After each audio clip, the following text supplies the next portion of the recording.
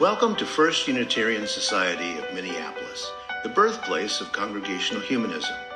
We carry on that tradition of free thought today, dedicated to promoting a free search for truth, meaning, and justice. Our web address is firstunitarian.org. I'm David Breeden, Senior Minister. Welcome.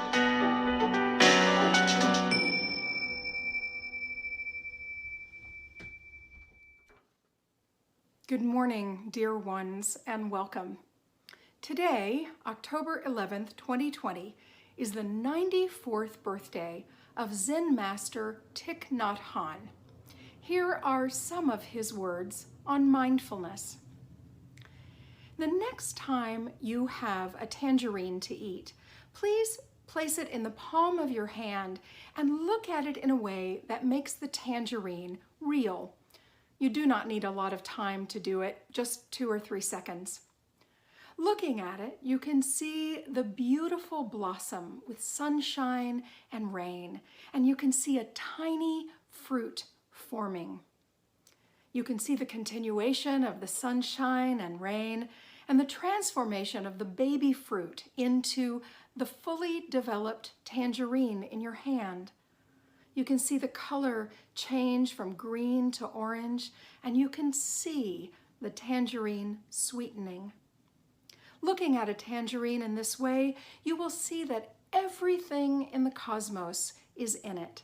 Sunshine, rain, clouds, trees, leaves, everything. Peeling the tangerine, smelling it and tasting it, you can be very happy.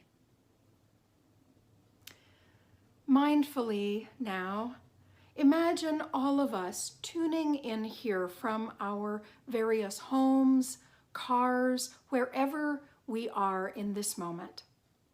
Among us are newcomers and longtime members, folks who are over 90 and folks who are babies. There are those among us who love this way of being together, and there are those among us who find it increasingly difficult. Let us assemble now, all of us, in peace, joy, and sweetness.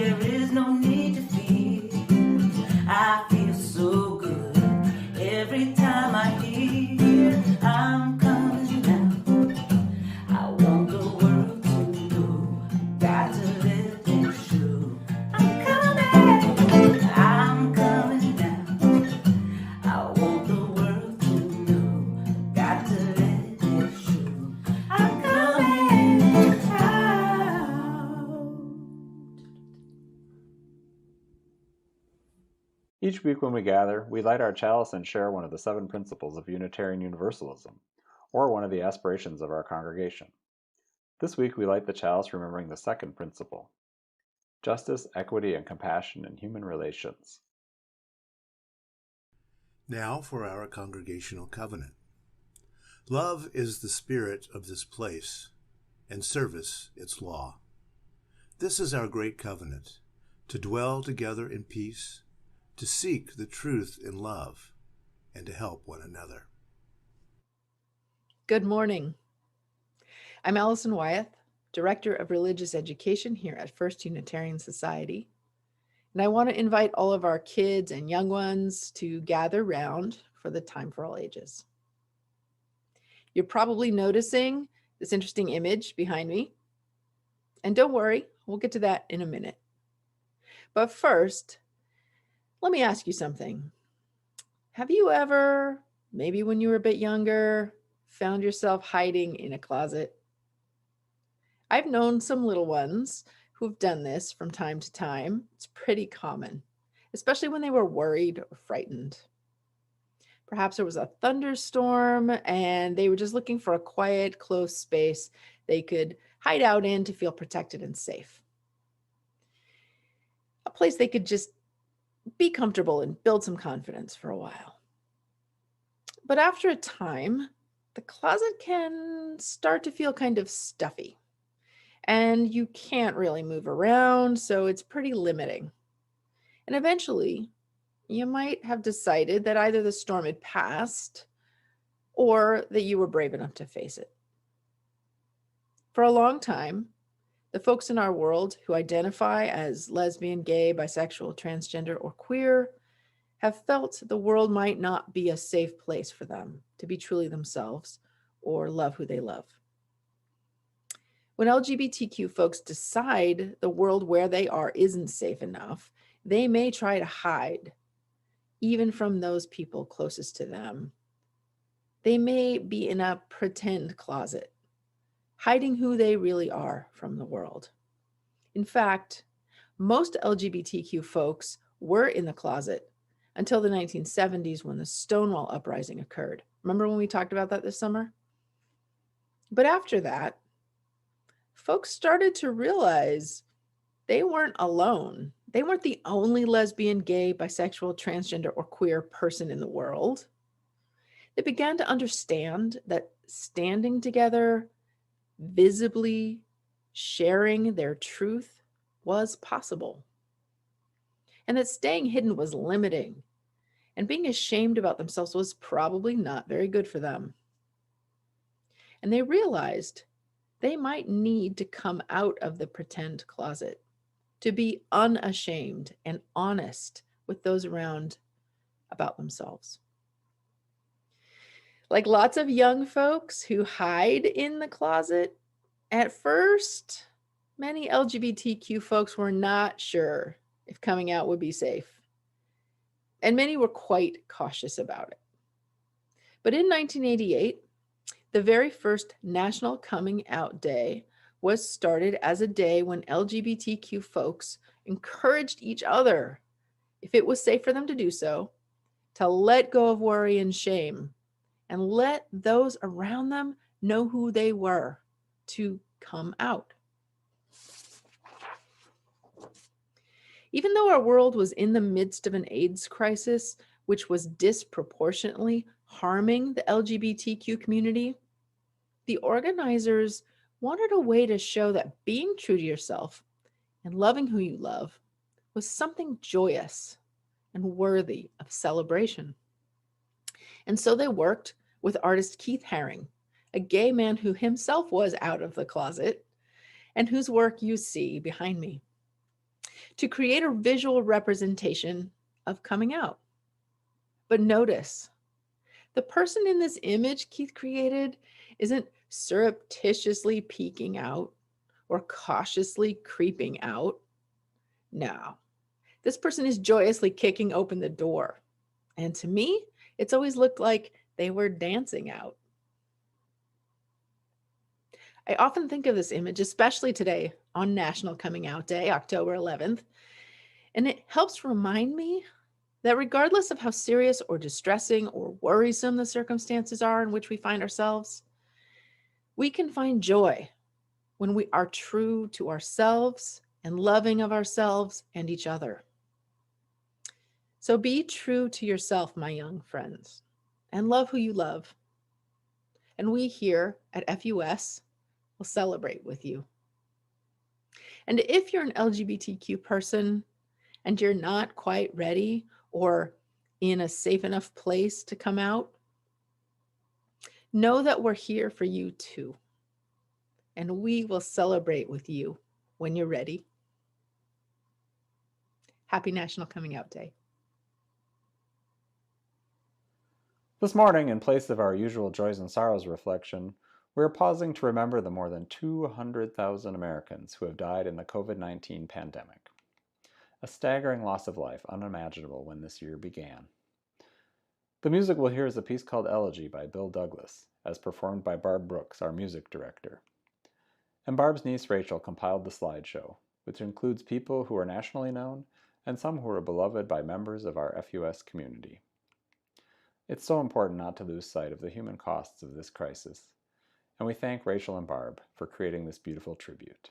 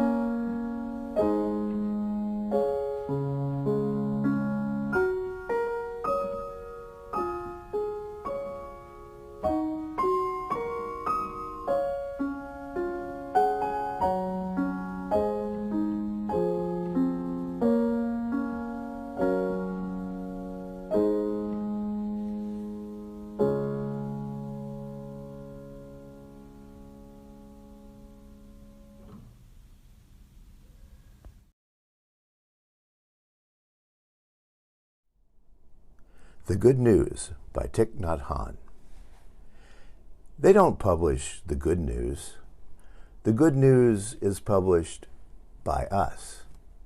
We have a special edition every moment, and we need you to read it. The good news is that you are alive, and the linden tree is still there, standing firm in the harsh winter. The good news is that you can touch the blue sky. The good news is that your child is there before you and your arms are available. Hugging is possible. They only print what is wrong.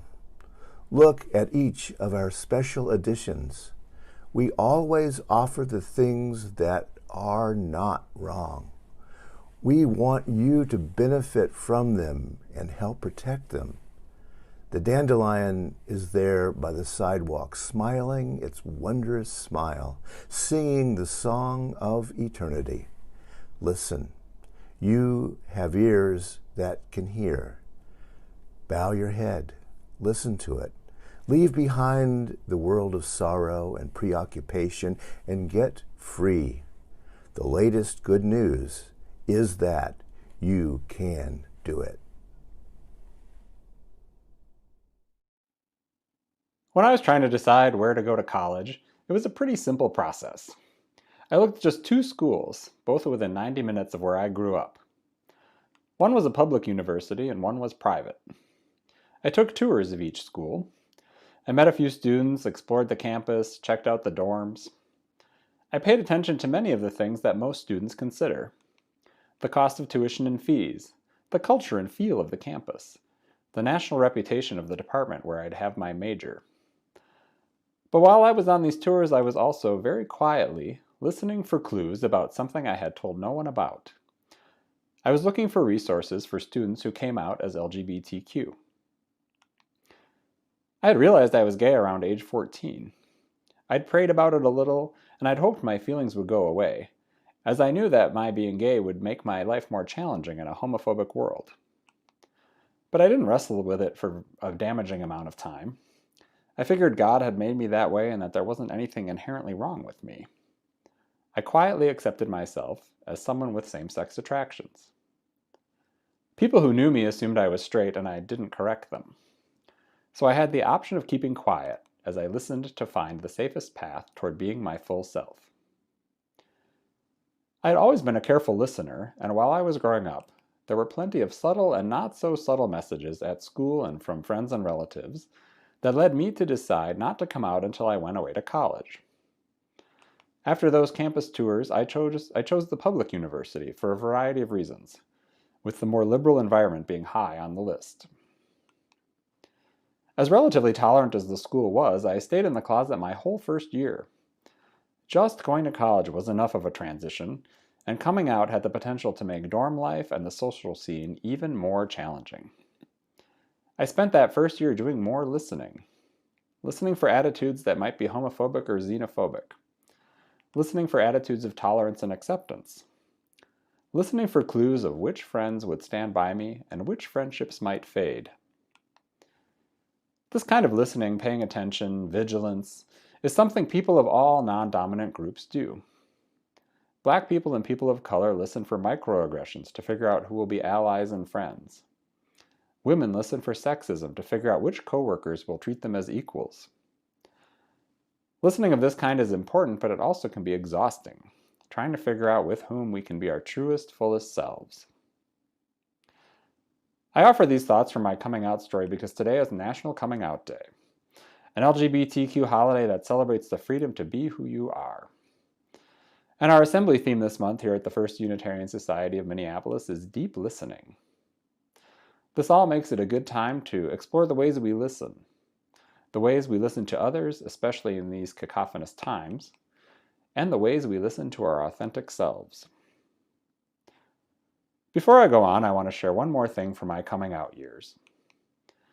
I didn't go on my first date until I was 20 years old, so I was quite a few years behind my non-LGBTQ peers in learning about dating and relationships. It took me quite a mile to catch up and figure things out. For example, I'd find myself on a date with a guy who would ask me almost no questions and talk almost the entire time. And I'd think, well, I won't see him again since he mostly monologued and didn't ask anything about me. Sometimes that was true, but other times the guy did want to go out on a second date. This baffled me for a while, until I figured out that such guys didn't so much like me as like the fact that I listened. I eventually decided that if the listening wasn't reciprocated, or if the guy was just wrong about a lot of things, I could stop listening, and I didn't owe him a second date. I was obligated to be kind and respectful when I was in somebody else's presence, but life is short, and I realized that I didn't have to spend my time in coffee shops listening to anyone I didn't really want to listen to. I think this offers a helpful lesson for where we are right now in our national life. Most of us are being bombarded daily, hourly, or even every few minutes with all kinds of information. From the avalanche of breaking news to political advertising via every imaginable medium. So much is demanding our attention right now. Part of this is an unusual confluence of events. No one planned to have wildfires, hurricanes, a raging pandemic, elections, and the death of a beloved Supreme Court justice in such a short span of time. But as I've mentioned before, creating discombobulation is a common strategy of leaders with authoritarian tendencies. The rapid-fire contradictory communication, the bombastic denial of demonstrable facts, the intentional cruelty of policies that lead to destroyed families and mass death. All these are designed to exhaust and demoralize people of goodwill. At times, the opposite of demoralization can happen. The bad news can be a source of motivation for change. But either way, you may want to monitor your dosage of listening and see what the effects are on you. You don't have to bury your head in the sand, but it's good to be mindful of what you choose to listen to. An example. I've been choosing to not listen to the presidential or vice presidential debates. I'm certainly curious about what's being said, but I'm not in need of more information to make up my mind, and I'm already motivated to vote and to work for change.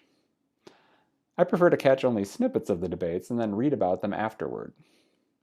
I don't need to bear direct witness to blatant lies or abusive or belittling behavior.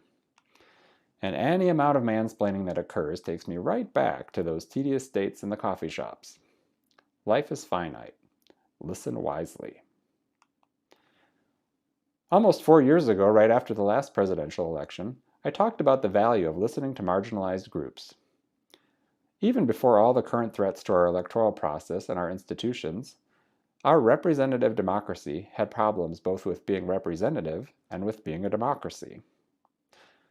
People in non-dominant groups, and this includes women even though they outnumber men, people in non-dominant groups have known about these problems for centuries, and they have hard-earned wisdom to share about getting through and making change.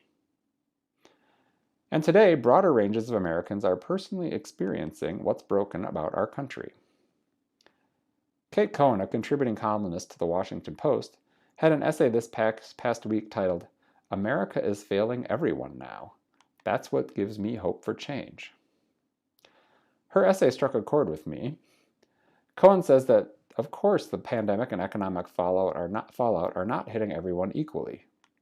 But the brokenness of our country is more widely understood right now than it's been in many decades. And so more people than ever are motivated to create change. I think it's unfortunate that a large proportion of Americans need to themselves suffer before recognizing the breadth and depth of sufferings that have been going on a long time. But better late than never. And listening to members of marginalized groups is as important and as useful as ever. Many people have been worried about their vote being counted all of their lives, not just in 2020. Many people have worried about violence in their neighborhoods all of their lives, not just in 2020. Many people have been failed by our economic system all of their lives, not just in 2020. They've been there before, and they have some ideas of what to do. One of the things I've been trying to do over the past 4 years is follow the lead of the historically marginalized, and find ways to support them. My partner normally handles most of the charitable giving in our household, but this past week I made my own donation to a Black-led nonprofit that is helping get out the vote in Milwaukee. Milwaukee is a catastrophically segregated city that is also my hometown. The nonprofit called Black Leaders Organizing for Communities has been featured in national publications, and I wanted to support a Black-led, boots-on-the-ground effort to shift who has electoral power. The people closest to a problem usually have ideas for addressing it, but often don't have the resources. And opportunities to help are one of the things I try to listen for. I'm so grateful to everyone who's working on turnout for the coming election. It's hard to think of anything more important than the outcome of the November vote, and these efforts are crucial. But I'm also mindful that the problems that got our country to this point existed long before the current presidential term. And those problems will not, one day like a miracle, disappear. I'm a student of history, and I used to wonder, when reading about the most horrific years in places like Germany or Argentina, what it must have been like to live in a country that was losing its mind and descending into cruelty and madness.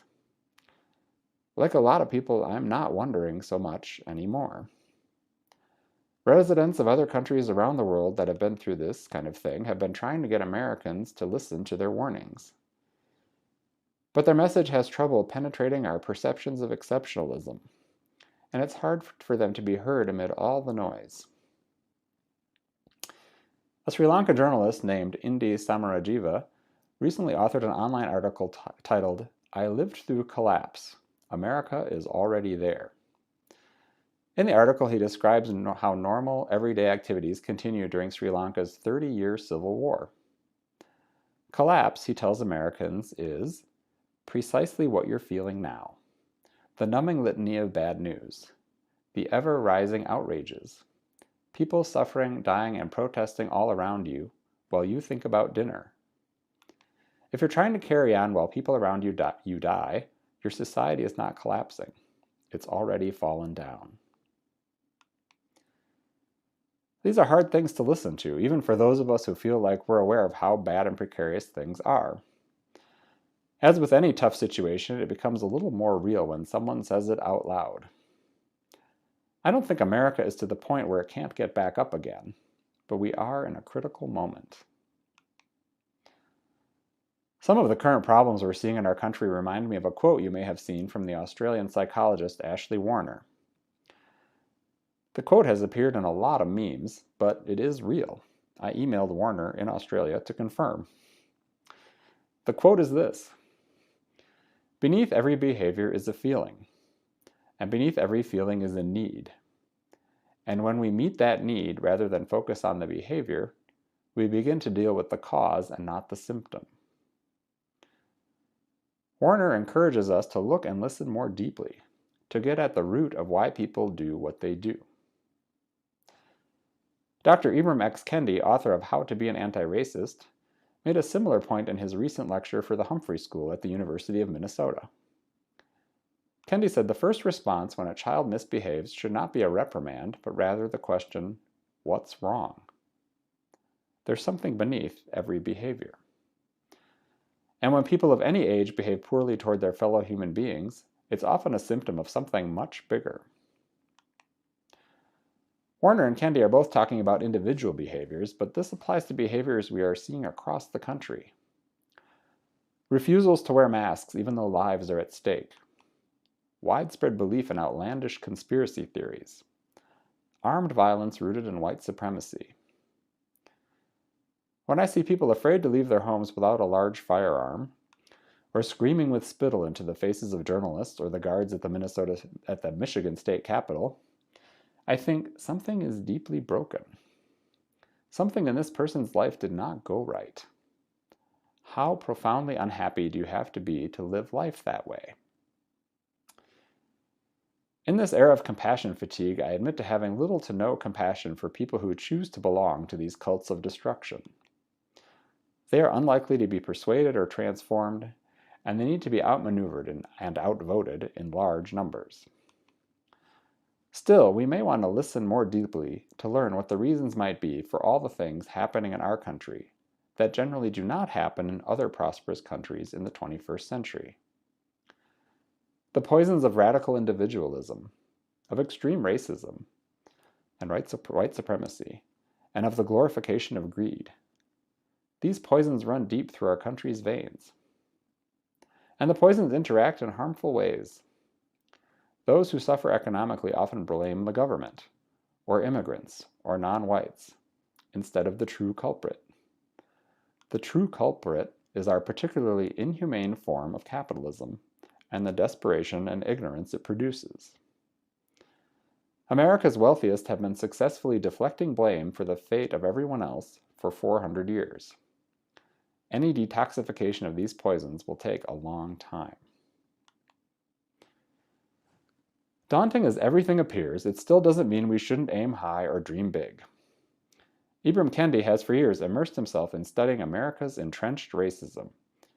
Yet he still finds reasons and ways to be hopeful about our country. Speaking about George Floyd's murder and the aftermath, he encouraged Minnesotans to try to find policies to eliminate, not just reduce, police brutality. Why do we have to be thinking so small, he asked. Why can't we think big?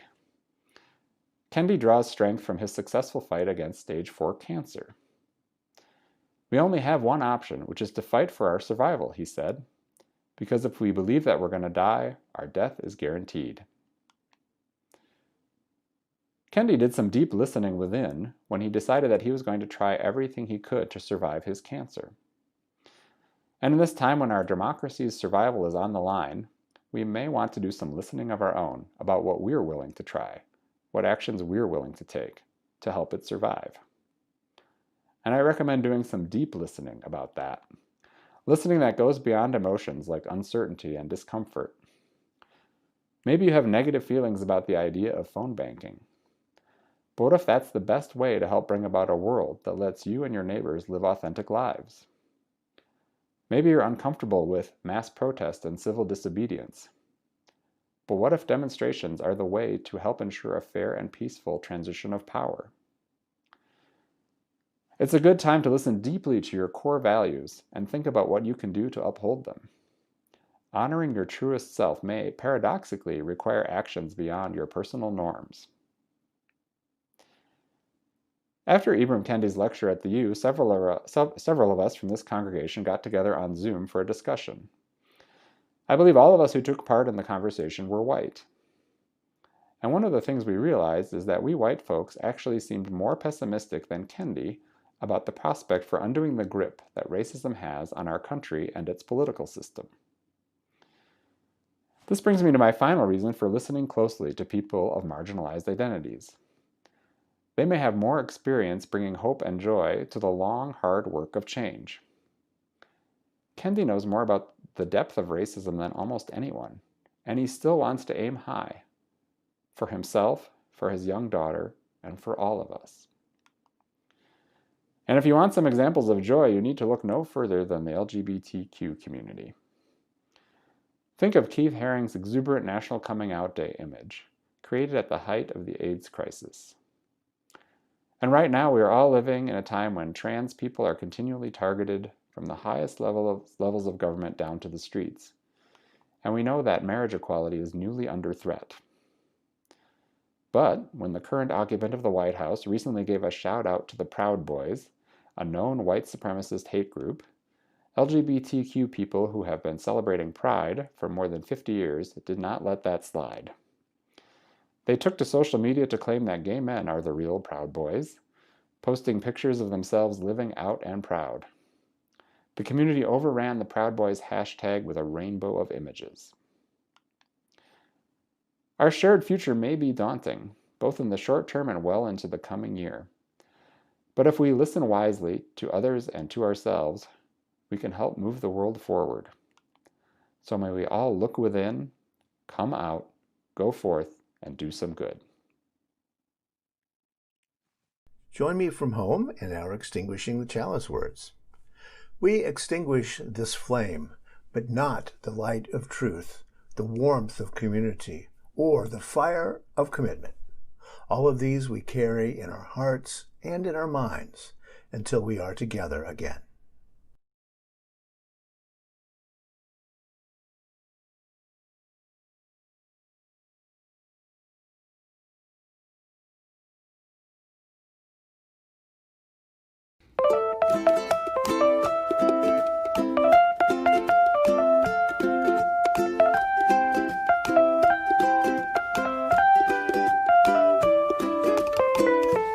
So like a ship lost out to sea, sliding far away from me.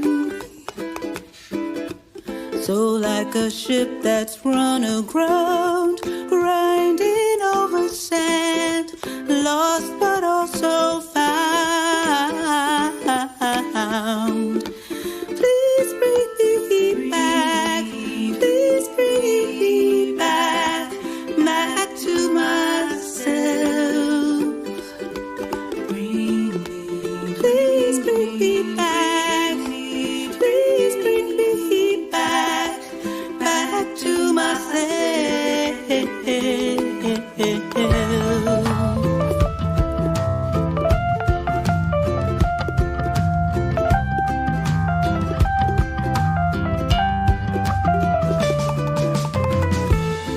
Like a kitten in a well, paddling for my life, sorry that I fell. If I go still and at the end, pour it on my head, make me rise again. Please bring me back, please bring me back to myself. Please bring me back, please bring me back to myself.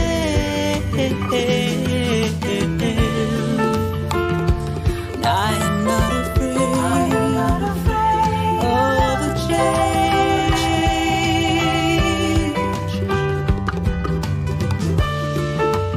Though it might sound strange, I am not afraid.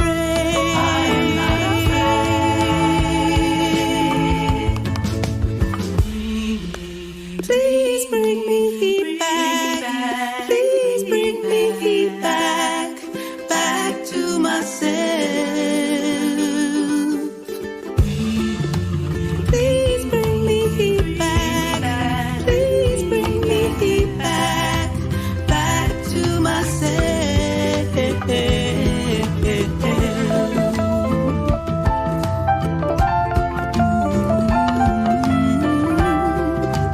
Na, na, na, na, na.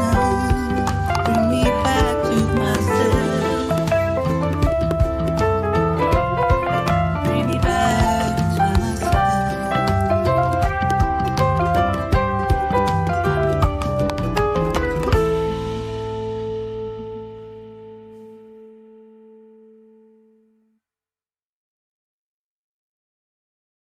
First Unitarian Society of Minneapolis is the birthplace of congregational humanism. 4 FUS ministers were signers of humanist manifestos: John Dietrich, Ray Bragg, Corin Arisian, and Kendall Gibbons. For more than a century, FUS has been at the forefront of Unitarian Universalist humanism and the broader humanist movement. Help us keep the voice of First Unitarian Society strong in these troubled times.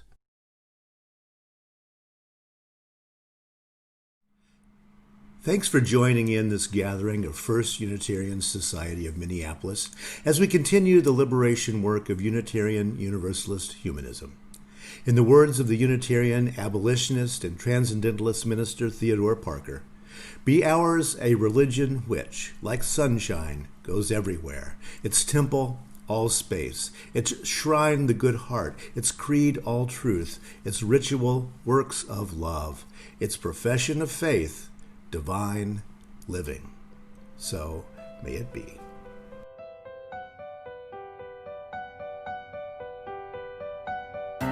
Thanks for listening. You can find much more about humanism and what's happening at First Unitarian Society in Minneapolis by visiting our website at firstunitarian.org.